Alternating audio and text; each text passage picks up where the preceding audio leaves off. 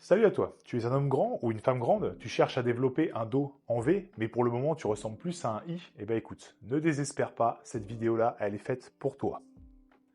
Dans un premier temps, tu dois bien comprendre que le muscle qui donne un aspect en V à ton dos, c'est le grand dorsal. Et la taille va être un facteur qui va influencer la forme de ce muscle.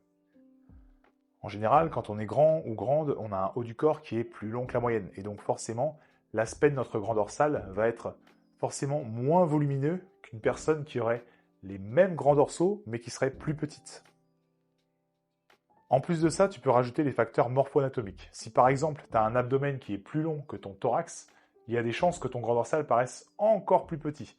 Après, c'est pas systématique. Il faut savoir aussi que les insertions musculaires ont un rôle à jouer là-dedans. Deux personnes peuvent avoir des segments qui sont similaires et pourtant des insertions musculaires qui sont différentes. Alors, il y a bien évidemment de nombreux autres paramètres morpho-anatomiques à prendre en compte, mais je ne vais pas rentrer dans les détails parce que sinon cette vidéo va durer 3 heures. Donc, pour résumer, sache que ta taille, ta morpho-anatomie, tes insertions musculaires, elles ont toutes un rôle à jouer dans la forme de ton dos et dans le recrutement de celui-ci. Mais du coup, quand tu es grand ou grande, comment tu fais pour entraîner ton dos? Eh bien écoute, c'est ce qu'on va voir maintenant. On va principalement parler du grand dorsal, mais on va aussi mentionner les trapèzes qui sont plutôt situés, on va dire, en haut et au milieu du dos, ainsi que les érecteurs du rachis qui sont plutôt situés, eux, en bas du dos. Déjà, si tu es de grande taille, longiligne, c'est-à-dire avec de grands bras, tout ce qui est traction, ça risque d'être compliqué. Donc n'en fais pas ta priorité si tu souhaites développer ton dos. Tu peux en faire de temps en temps, mais ça ne doit pas être ton exercice principal. Pourquoi? Parce qu'en général, si tu as des grands bras, tu vas avoir une flexion du coude qui va être accentuée sur le mouvement.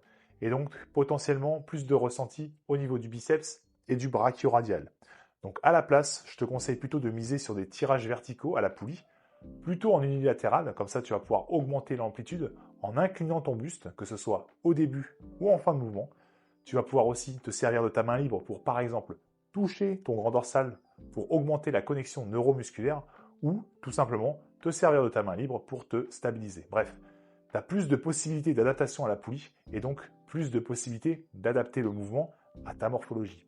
Maintenant, on va parler des mouvements de rowing. Donc, si tu es de grande taille, je te déconseille le rowing buste penché à la barre.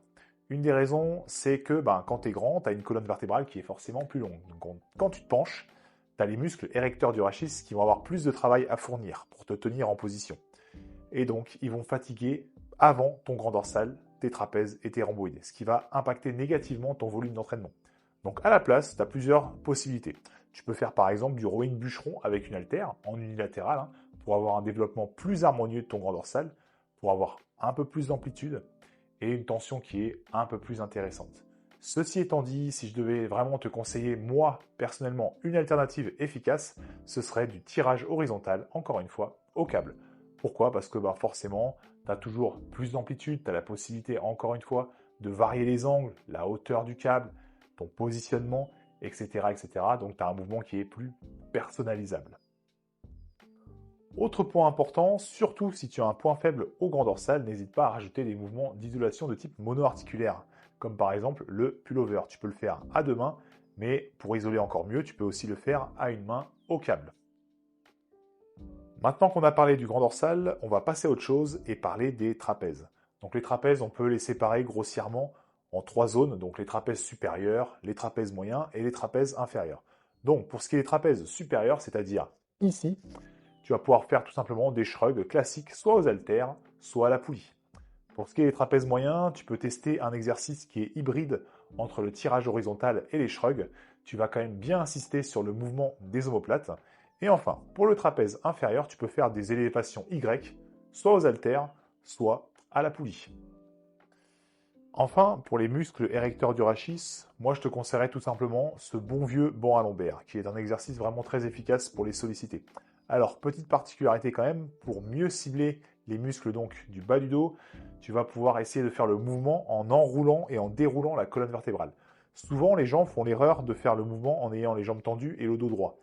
Ce qui va se passer, c'est que tu vas solliciter principalement tes ischio-jambiers et tes fessiers.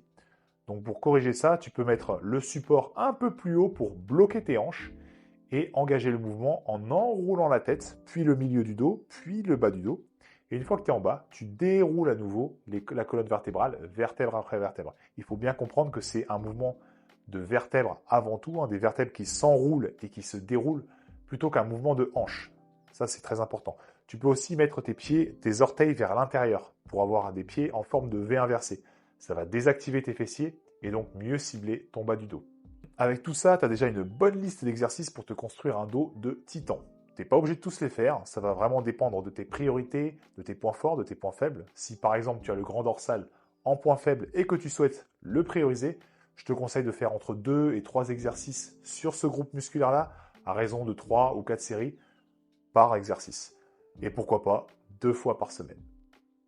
Sache aussi que dans de prochaines vidéos, je ferai des exemples de séances, notamment une pour le grand dorsal axée pour les personnes de grande taille, mais que je ferai aussi les autres groupes musculaires. Donc n'oublie pas de t'abonner et ne rate rien de mes prochains contenus. Voilà, cette vidéo est maintenant terminée, donc maintenant tu peux mettre ton petit pouce bleu, tu t'abonnes, ça fait toujours plaisir, et si tu souhaites aller plus loin dans ta transformation physique et travailler avec moi, je te laisse me contacter via le premier lien en description, et sur ce, moi je te dis à très bientôt. Mais n'oublie pas, si tu veux un corps à ta hauteur, tu dois voir les choses en grand.